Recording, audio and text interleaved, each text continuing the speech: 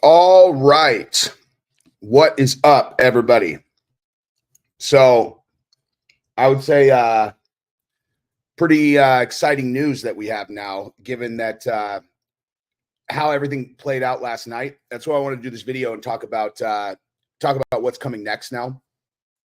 Because now the table's set in the way that Dana and Hunter and all of them literally planned months and months and months and months and months ago, except it's the absolute best case scenario going into the next phase. This is all that they can ever do is set up the fights with the intended outcome where, like, if this person wins and this person wins, then this happens. But a lot of times, if this person spoils it and beats this guy, they kind of take a fair amount of the star power from the guy they beat or whatever. And so right now, the UFC has the table set to make one of the biggest fights in history.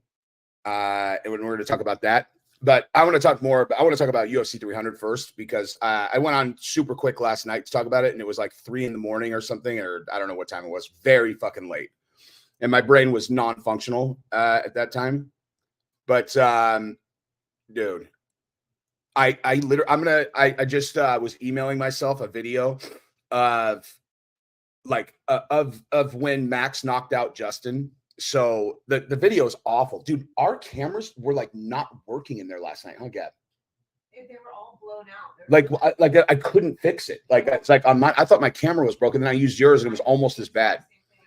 So the videos suck balls, but you'll hear in the background, like, because I'm filming it. I legitimately almost bit the dust, man. Like, I can't even explain to you how serious I am when I say that I almost fainted when he knocked out Justin. I lost my mind. Like, I screamed so loud that I was not aware of like how much oxygen I'm using. And I mean, I was like, whoa. That was the most bananas moment of all time. And I've thought about this last night and this morning. I think it's fair to say that was maybe the greatest moment in UFC history. The only one that I could come up with, and really, and I'm what I'm talking about, not like greatest moment, but I'm talking about being in the building and having something happen where people lose their fucking minds, because we were there when Kamaru got head kicked by Leon. We were there when Izzy, we were 10 feet away when Izzy knocked out Pereira in Miami. And so it's like, just like, I'm not talking about fight. I'm talking like a moment like that where something insane happens and the whole place goes bananas. And I would say the Izzy knockout against Pereira was obviously a really big one of those. Of course, when Leon head kicked Kamaru, for sure one of those. But when I tell you the Max one over Gaethje was so in a different category from those, I couldn't exaggerate how much bigger that was than the other ones. And I can tell you exactly why. It's like the Leon one was so nuts because everyone was like lulled to sleep. Like, that fight was boring up until that moment. Like, Kamaru just enveloped Leon and just broke him. It looked like, right? He just looked like he just took the wind and soul right out of him. And so everyone was basically like, oh my God, sweet main event, man. Like, can we get this thing done? We got shit to do. And then bam. And then the whole world changed and the place went bananas. So unexpected. The Izzy and Pereira one, it's like knowing the stakes of that fight, knowing the fact that Izzy had lost to him 3 times, and he was like, he still just keeps on coming back. He like won't accept defeat. Come back. He gets up against the fence. Everyone knows. They're like, do not let your back end up against the fence. That's the stylistically, circle. Do not run out of room that you can move backwards, because he's going to do exactly what he did last time. He ends up against the fence. Anybody who has a trained eye is literally going, oh, fuck. You know, what are you doing? This is the only place you can't be. And he was playing possum against a guy whose punching power is 50% heavier than Francis Ngannou. He put himself in a position, and who knows better how hard Pereira punches than Israel Adesanya, who's fought him 3 times. He put himself, he played human punching bag for Alex Pereira to lull him to sleep, get him to go over aggressive and over the top, clip him and put him down. It's one of the greatest knockouts ever. And just imagine doing that, dude. Like, imagine standing in front of Alex Pereira and intentionally baiting him into overly aggressively throwing a combination of full throttle punches at you. Like, Izzy's balls are not, I couldn't fit him in this fucking room, man. Pereira hits like a Mack truck, obviously. So that one, incredible. But the Gaethje and Max one, dude, UFC 300, the best card ever assembled, without any shred of doubt. Every fight had delivered for the most part up until then, and every single person knew that was the fucking fight, dude. Like, everyone knew that it was going to be Gaethje and Max was like the fight. Gabriel, how many times do you think I said, like, I said to people throughout this weekend that was going to be the best fight ever? I literally, every time I talked about it, I'm like, I think that's going to be like the best fight of all time. And in my mind, I'm like, I always do this fucking hyperbole. Like, I always say things are going to be the best ever, but I really believed. I was like, this is going to be one of the best fights of all time. And it completely delivered. And then you end up with the crowd already like so excited and grateful because Max was not supposed to win that fight. He's skating to what ultimately everybody's going to go crazy anyway. Gaethje does a fucking front flip. You know, he tries to, Gaethje's going out on his shield, tries to do a front flip to knock him out. And everybody goes crazy. And Max saw, oh, we want to do this. Let's go. And you're thinking like, this guy has this in the bag, dude. You know, like, forget about like just money alone. Like he has nothing to prove at this point, dude. That was going to get fight of the night no matter what already. All he has to do is just not get knocked out in the next 10 seconds. He doesn't give a fuck. And listen to this, Gabriel. In the press conference, Max Holloway, when they talked about it, he said that the reason that he did that, you know, like got in the middle and then just started throwing, like trading for the last 10 seconds, is he's like, you know, he's like Justin Gaethje. He's like, we knew Justin was down on the scorecard, so I figure I'd give him a chance, you know, give him a last chance to try to win. And then he starched him unconscious. First time ever, Justin Gaethje. Dude. But Max does that in a lot of fights. Like where at the end, if no one's, you know, like he'll bait him into that or they'll both kind of mutually agree to go nuts. But like, if you think about how crazy that is to get in that exchange with Justin fucking Gaethje at that point of the fight, you know Justin can still knock you out. And then he starts him. Like, there's no, dude, if someone else is going to ever wear that fucking BMF belt, they're going to have to do something real special when they be, you know what I mean? Like, it's not like anybody can coast to a decision when they fight Max. But that's the thing, dude. What I will say got established last night, what I say got established last night is there is a way that you have to fight in the BMF title fight. Like, you can't go in there. You literally, like, it's fucking not allowed that you go in there and you're like, oh, I'm up 3-1, you know, got to make sure that I don't blah, blah. Like, fucking, you can't do that. Like, if you want to fight for the BMF belt, you're fucking going down to the wire like that, you know? There's no fucking decision wins in BMF unless both guys have their fucking orbital bones broken and they're just like, we tried, you know? When he started, I can't even explain to you, like, I didn't, you know how, like, if something so shocking happens that you can't remember it, like, have you guys ever had something like that happen where, like, something happens and it's like your brain didn't interpret it? Like that, I'm telling you, that's what happened. You can hear it in the video that I'll play for you guys in a second. It's like he knocked him out. And it took me like 5 seconds before I was like, oh my, it's like I literally was watching. I saw it happen. And I just, like, my brain could not register that he flatlined Gaethje. It was impossible. How many times did I say that's impossible? Literally, I was like, that's fucking impossible that just happened.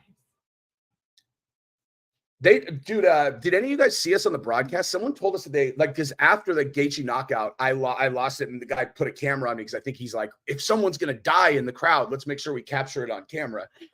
But someone DM'd us that they saw us on the broadcast, but I only heard that was Kara, right? Yeah.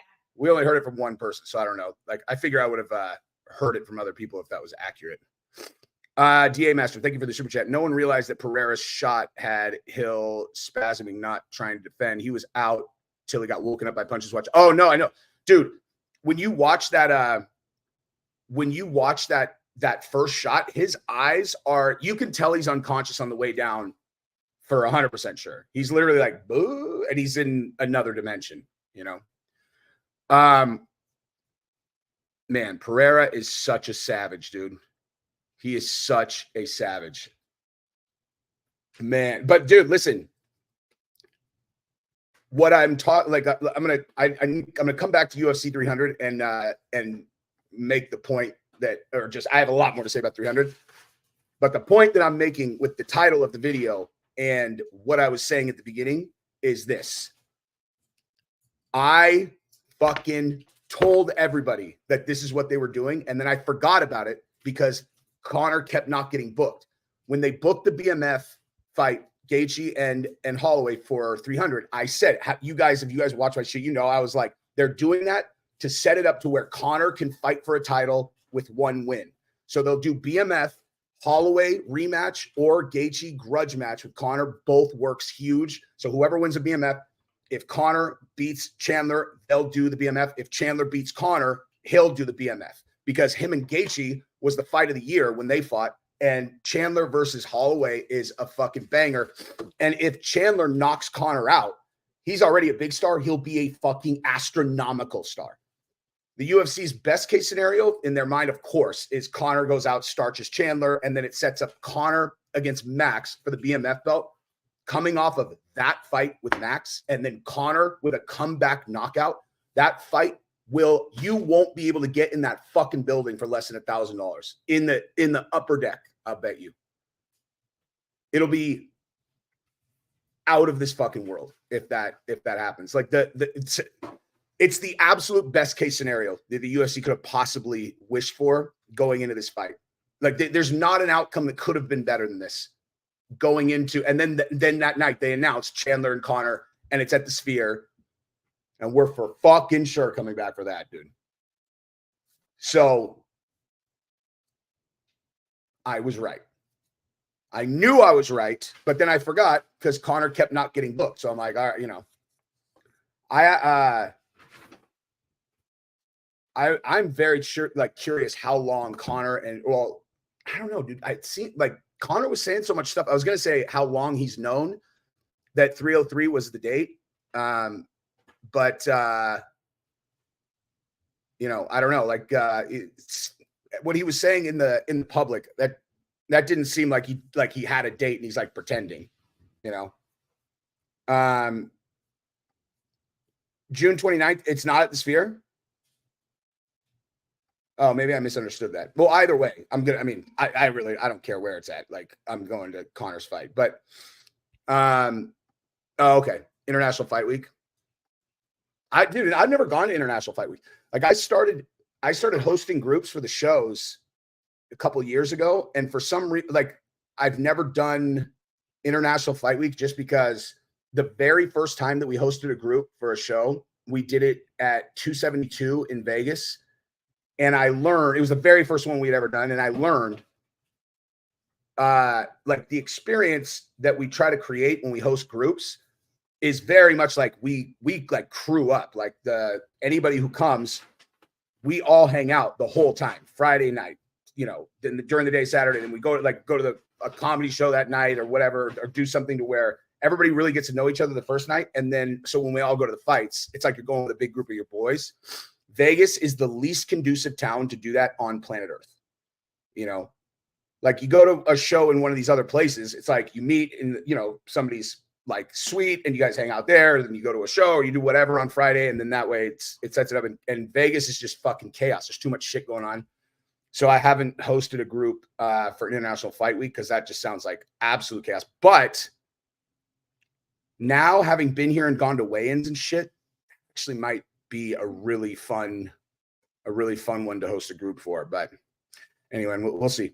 But anyway, okay, so going back to UFC 300, I just put this on Twitter. Dude, anybody who was spent the last 4 months, anytime they talked about UFC 300, about how it was the worst card ever, calling it an abortion, shit like that, they need to fucking own that, dude. Like today, you got to own that. You know, I will always own it when I'm wrong. As an example, when I told people the fucking Holly Holm was a good bet, Jesus, that was about as sharp a call as I don't know. It was the worst fucking call ever. Kayla Harrison demolished Holly Holm. It's so funny, like a lot. I don't know, man. Like I looked at that fight and I'm like, who's ever taken Holly down and held her down? And then I started talking to some other people who, like, you know, I think no fights better than I do. And they were saying the same thing. And so I just like built I'm like, yeah, man, I think we're right here. It's like, oh, rough weight cut, you know, whatever. That could not have been more wrong if I mean, that was insane. She is going to absolutely massacre what's her name in that title fight. Oh my God. Like Dana's already talking about her fighting Amanda Nunes for the belt. Like he was literally talking about that last night because they're like, well, neither of them have the title right now. When he was talking about Amanda coming back to fight Kayla, and they're like, it would be a championship fight. He's like, yeah, oh yeah. And they're like, well, neither of them have the belt. Raquel Pennington is the champion now. And he was like, oh, and then he just like stopped talking. Like he's like, hey, do you honestly think that Raquel Pennington has a chance of beating Kayla Harrison? How does that work exactly? You know, like that, how the fuck is that going to work? Dude, Kayla she might have the most functional strength of any fucking woman on earth. I just said I was talking hyperbole. I'm like, greatest fight ever. Strongest woman on earth. But maybe, maybe. Like for her size, you could just see, man, I would pay so much to see like overconfident, street tough guy, never trained martial arts on his first day at jiu-jitsu, and they put Kayla Harrison on him, dude. Like, just because it'll just be funny because, everybody gets humbled when they actually go in there and realize, like, oh, there's like a huge community of people that actually know how to fight and I don't. But it's hilarious to think about a girl being the like administrator of that to someone who's like big and thinks they're strong, and they're like, oh, dude, whatever, and should just fucking murk them and strangle them unconscious without even having to try very hard. She looks like her top pressure hurts. You know what I mean? Like there are certain people where I like the way that it's crazy. All these different styles of grappling that are like, they're just fun to watch. Like Charles Oliveira, I could watch Charles Oliveira grapple on bottom from any position forever. He's the most fun guy to watch grapple, in my opinion, Charles Oliveira, because he is literally always working towards an outcome. Like he's never just like, oh, I'm going to tie this guy up or I'm going to do whatever. Like he is every time. He's like, if I can trap his arm here, I can go over here, then I could do this, and then I can sweep, and then I can. He is trying to set up a submission 100% of the time. He is so fucking good. And Arman Sarukian not tapping in the first round is insanity. That guy is a fucking savage, dude. See, I don't know, dude. I know a lot of people thought Charles got robbed, and believe me, I had a pretty big incentive to agree with you. I bet a lot on Charles. But like, I don't know, it's tough, dude. Because the reason why it seemed like he got robbed is because he finished the fight with a locked-in choke. The thing is, though, if it was locked in, Arman would have gone out. It wasn't locked in, Now, was Arman going to escape from that position later? Maybe not. You know, was Charles going to be able to improve his position and then actually finish? Maybe. You know, but he, I mean, if that was locked in where in a position where Charles could finish, he would have. You know what I mean? Like, you can't just like stay conscious for fucking 20 seconds if Charles Oliveira has a properly locked in choke, you know? But yeah, I think that like my chokes from front headlock are not great, but I'm pretty sure that's the one where you have to like move your body parallel to theirs and you like curl, like the one that Hamzat submitted what's his name? Kevin Holland with. If Gabby had a black dress on, then you did not see us in the crowd, unfortunately.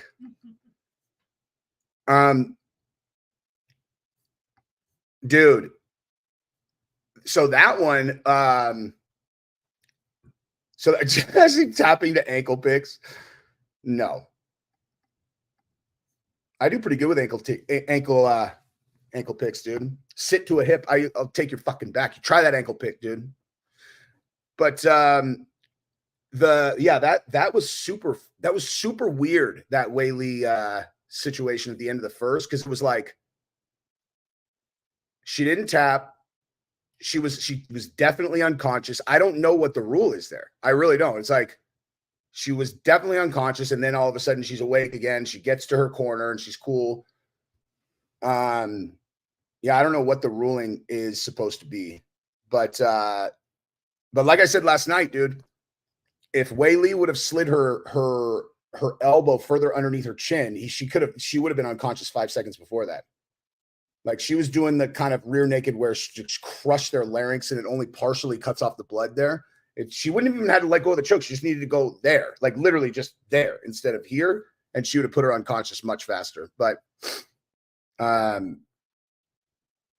yeah, I don't know. I mean, Weili won anyway. Should have fucking fight a lot longer than she would have, though. If she would have won by first round submission, she also would have gotten $300,000, right? Did you guys know? Did anyone get a submission of the night bonus? I couldn't find anything about who won submission of the night. But anyway, I don't know, man. I felt this just overwhelming feeling of gratitude last night and today to the organization, and it's the fact that PFL put on a show on Friday. I mean, listen, I understand they're fighting an uphill battle trying to promote fights and all that. And then Masvidal and Diaz had their press conference there. And like, I didn't look like there was like a lot of people there. I know why everybody's trying to do stuff on UFC 300 because all the fans are already in Vegas. It's hard to get the word out when everybody's talking about UFC 300. And I'm not trying to shit on PFL at all. They have a very large uphill battle ahead of them to try to actually capture market share. But you can't default to the big company that has all the market share are the bad guys. Like, generally speaking, kind of people default to, if you really think about it logically, because whatever uphill battle these guys have to fight to try to make themselves into a successful organization, Dana and those guys fought a way harder battle building the UFC, and it's undeniable, dude. Like, it's not just like, oh, UFC can do whatever and they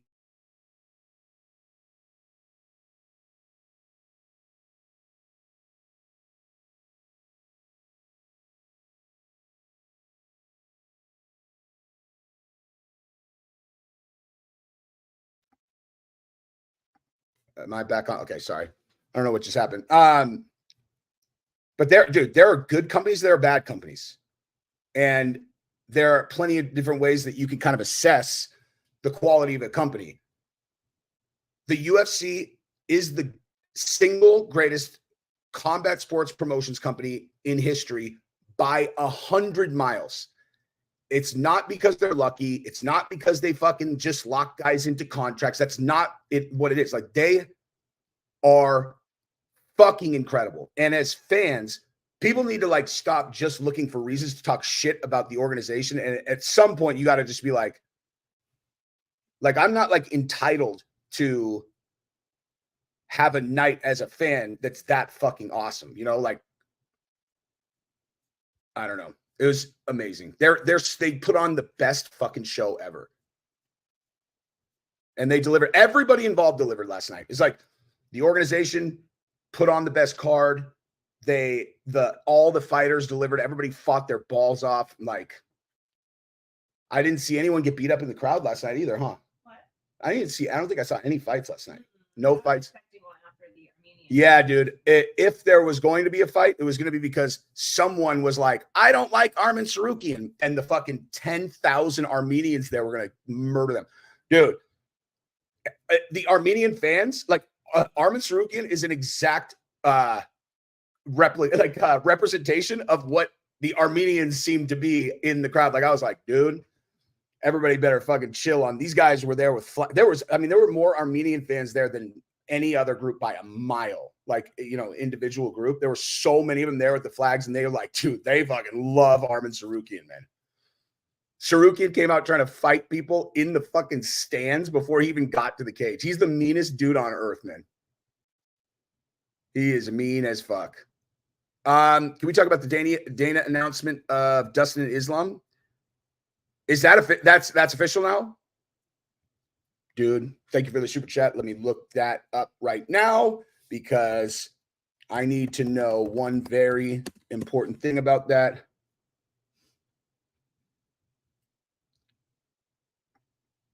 Oh my God, it's booked for 302.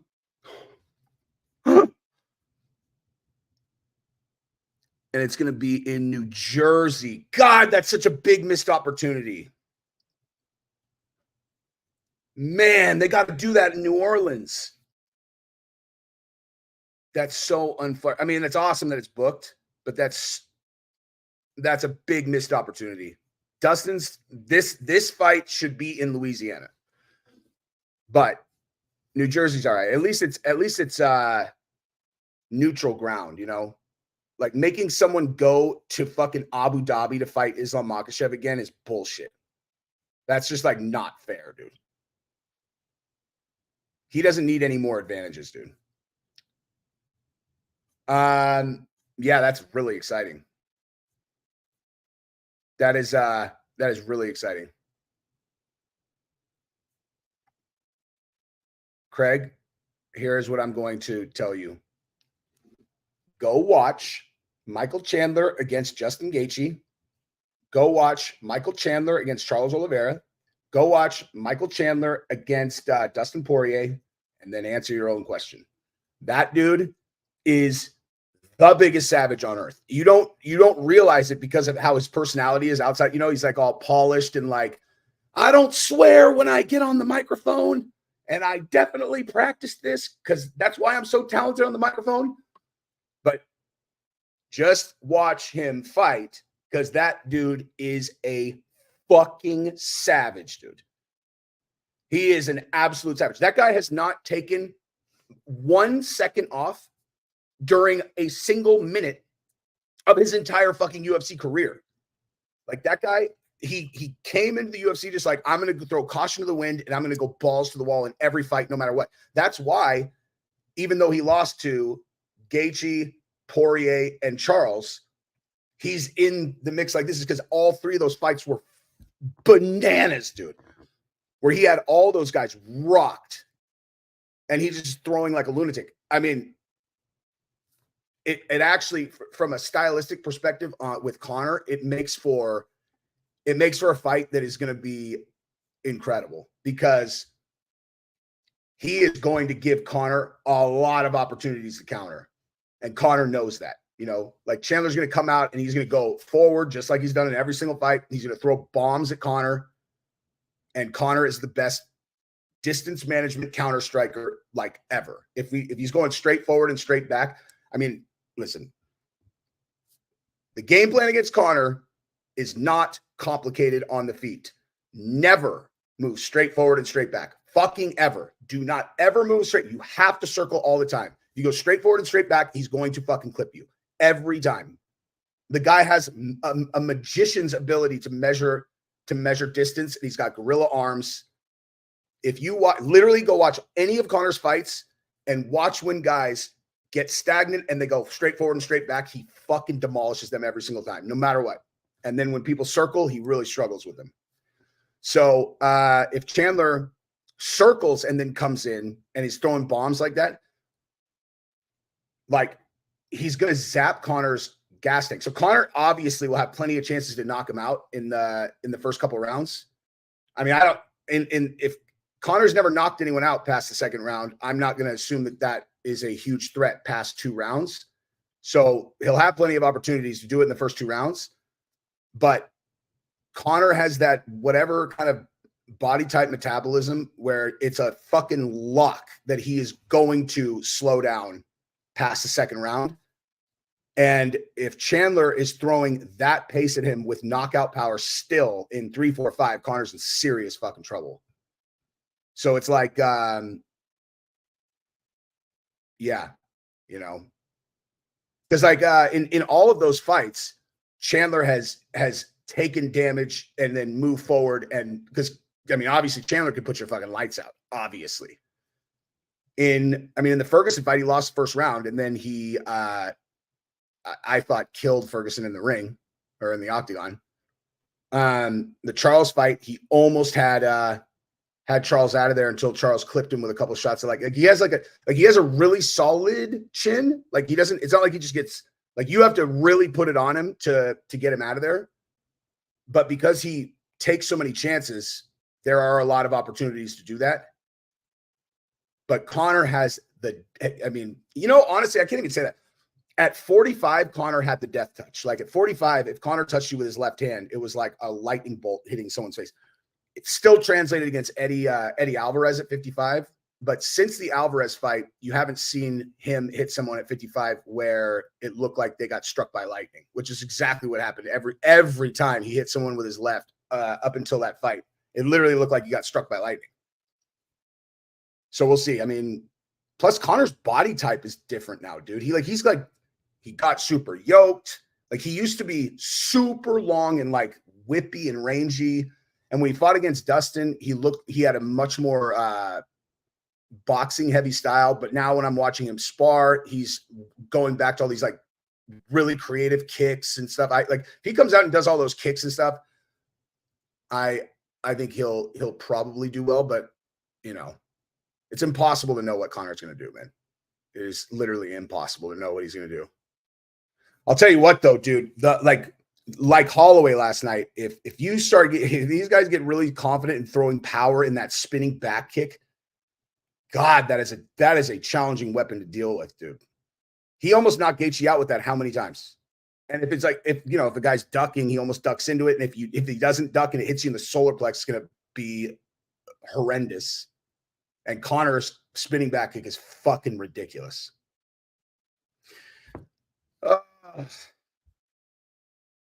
I don't know. They say Justin has the most powerful punch. Maybe. I mean, it's like a weird way to analyze it. You know, like who has the most powerful punch? Because like, what are you talking? Like someone sits there and they throw a power punch like into the measuring thing, or are you talking like in the fight, the way they actually fight in there is the most powerful? Because like the thing about Conor's was his death touch was from his best punch, the step back and then cross, and it's super long. It goes right down the middle, and that's his biggest power punch. Gaethje's, I guarantee, is overhand right. Which obviously he's landed a bunch of times on guys. But yeah, I mean, again, I'm going to keep coming back to the fact that I don't know how Conor's power translates at 55 because I don't know. It could also be that the guys that he's fought have been Titanic chin motherfuckers. He fought Nate Diaz. Okay. No one knocks out Nate Diaz. No, except Jake Paul. I'm just kidding. But no one knocks out Nate Diaz. And then Dustin Poirier is impossible to get out of there, dude. Conor hit him with a fucking huge shot in the first round of their of the fight in January of 21. Huge shot. But Dustin and Gaethje, dude, those guys, they get rocked. And if you haven't studied their, I'm sure, I mean, obviously anyone they're going to fight like nowadays will have studied their fights. Someone could very easily get trapped into thinking that they're almost out of there and, kind of diving in where like, you have to know with those guys, like they could stumble back. That in no way means that they're almost out of there at all. Yeah, Conor against Chandler's at 70. I know. But they're both 55ers. They're doing it at 70 because it's this like, I mean, I have no idea what they'll do. Let's say Conor wins. I'm telling you right now, he is fighting Holloway for the BMF belt. Absolutely, for sure. I don't know I don't know what weight class they'll do it at, but probably 70. Kayla Harrison is Jesse in drag, bro. If I could fucking grapple like that, I'll take that all day. Hill, dude, here's all I'm going to say about that is like how I described him all week was I was like, he looks like he has like hysterical confidence. Like he would there. I think in his mind, it was a foregone conclusion he was going to win that fight. But and a mindset like that is very powerful. And at the same time, it can make you make like decisions that maybe not so much. Like you got to consider, he tore his fucking Achilles all the way through. There is no, I don't care how fast a body heals, getting back this quickly because he wanted to fight on UFC 300. It is fucking impossible that he went through the process of making 100%, making sure he's 100%, and then having a full proper training camp and simultaneously, learning about whether or not his new Achilles was going to have any effect on his fight, his athleticism or anything that he does that he might have to adjust around. It's just not possible. Like it's not possible in that amount of time that he could do all of those things. And I think this is the last time anybody's ever going to underestimate Poatan, dude. I mean, like that guy he's everything that he's, I mean, so I saw an article that where like the pros were talking about that fight, and Wonder Boy said that the knockout shot that he hit Hill with, he's like, he was setting him up for that the entire fight. And that's exactly what he did with Strickland too. The Strickland one, I myself recognized that he set him up for that. I actually, I was watching it live, so that didn't even register at all to me. But if Wonder Boy says that obviously Wonder Boy knows. So like, it seems like Pereira, what he does is he's like, he lulls guys to sleep on purpose. He throws the same, few things so they get used to what he's doing. And then they're like, oh, okay, I've got this guy figured out. And then he throws, because it just takes one shot to slip through.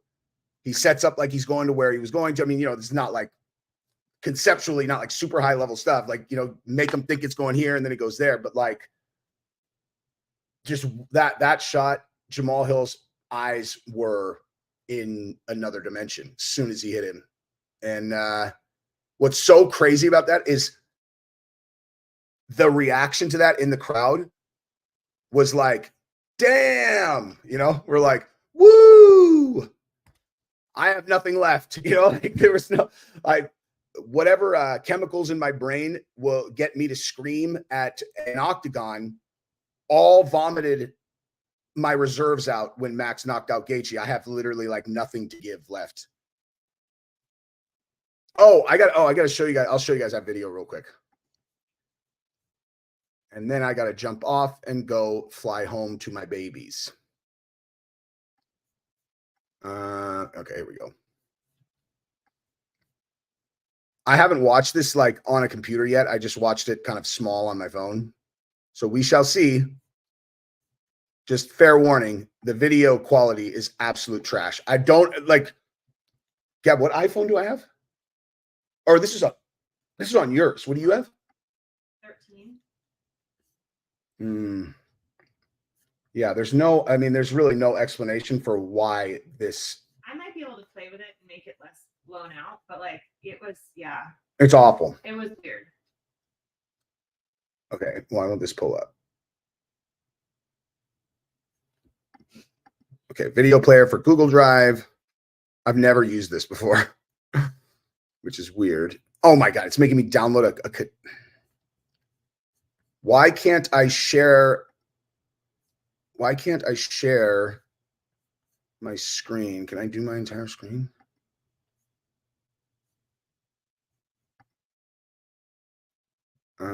Oh, here we go.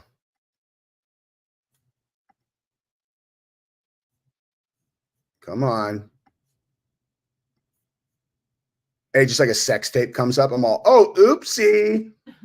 Oops. Totally not on purpose, you guys. All right, maybe I'm going to have to do it like this then.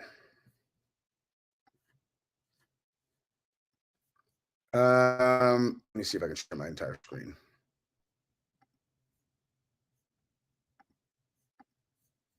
Whoop. Browser can't access your screen. Jesus, man. What the fuck, man? Oh, here we go. Okay, I got it. About fucking time, man.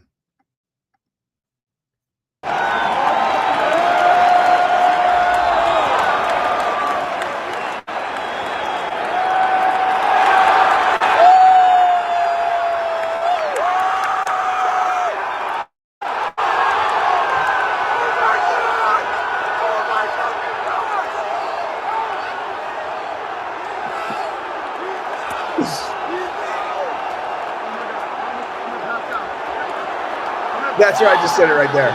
Listen, I'm going to pass out.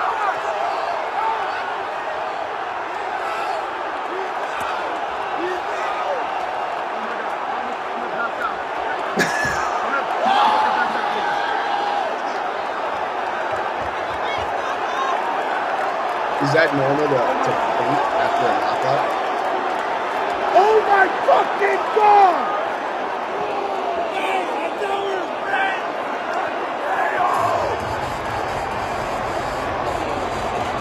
Oh my God, bro! It is the fucking quality is so bad. It was like that with both of them. I almost passed out. Let's fucking go. I almost passed out. It's insane. Like the video looks like we're so far from the octagon. It's insane. Like those are literally the best seats in the entire fucking stadium if you're not on the floor. And it looks like we're 100 miles away. Yeah, it was weird.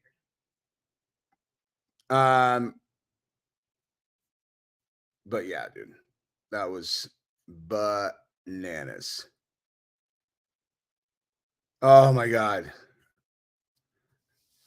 That just brings back memories. But yeah, that moment right there just took, like, when Wei Li and the girl were fighting, everyone was just like, yeah. It was like the finale. Yeah, like the finale's already happened. Now we're like, well, everyone jumped their adrenaline. Exactly. And that would put everyone into a lull. Yeah. And then, like, when Poatan and Jamal Hill got in there, what was crazy is having those two tiny little fucking girls fight in there, you know? Because, like, on TV, you know how it is. Like, everybody kind of looks the same size. I mean, you obviously know that Poatan is literally twice the size of Wei Li. Like, there's two of Wei Li's in one Poatan. But in the octagon, you know, on the TV, it doesn't, like, translate. When you're there, dude, like, you just watch these two little action figures run around, and then fucking Jamal Hill and Poatan get in there, and they look so fucking big, dude. You're like, Jesus, man. Jesus. But dude, a shovel uppercut to outer space. We got on Jamal Hill's after party list for after the party. Not through anything special. The guy fucking grabbed us on the street. He's like, hey, you want to come to Jamal Hill's after party? And I put our names on it and the two couples that we were here with. And I'm like, dude, should we tell him how we ended up on Jamal Hill's, or should we like pretend like I'm super connected in the industry? It's like, oh, dude, we're going to Jamal Hill's after party. You know, like literally the guy came up to us in the street. He's like, hey, you want to go to Hakkasan? Like, yeah. But Gabrielle, what was the most embarrassing moment for me of the night?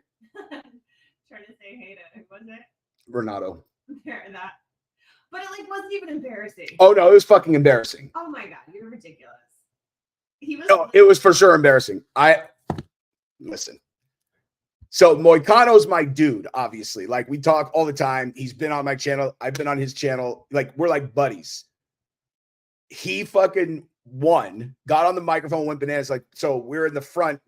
Okay, so like here's our row. We're on the far side here next to this aisle, and on the other opposite aisle is right where the guys go into the locker room. And you know, in between fights, everybody fucking packs over there to try to like, what's up, you guys? And I was like, I'm gonna go do this just this one time so I can go high five fucking Moicano. And so I'm like, excuse me. I'm like, excuse me. I'm like, and you know, you have to like really like fuck. I hate asking people to like, you know, excuse me, you know. So I'm already like, I'm only gonna do this once, man. I'm like, this guy's my buddy. I'm gonna do this once. I'm not gonna bother you the whole thing. And so like, I literally prefaced me going over there. It's like, oh, dude, he's my buddy. I'm like, I don't even know. I'm like, Renato, Moicano. And he just fucking walked right. He just never saw me. And so I was like, wow. He was just in his own shit, you know, like, because we were up a little bit higher. Like, he's like, he just didn't see me at all. And so I walked back to Gabrielle. I'm like, God, I was like, I look like such a fucking idiot. I'm like, hey, it's my boy, dude. Renato Moicano. Hey. And he's like, who the fuck? And then so, yeah. And then so we saw like Sanko later. Gabrielle's like, are you gonna go say hi? I'm like, there's no fucking way I'm doing that shit ever again. Like, I can't take two, and certainly not to a fucking girl. I'm like, hey. They already think I'm a sorry ass pretending to be friends with people. I'm not doing it again, dude. You know, like, I'm not doing it. It's too embarrassing. But that was fucking hilarious. Dude, I told Gabrielle after he won, I was like, Gabrielle, listen to how many times Moicano's about to say fuck into the microphone. She's like, aren't they on TV? I'm like, oh, he doesn't care, dude. Watch.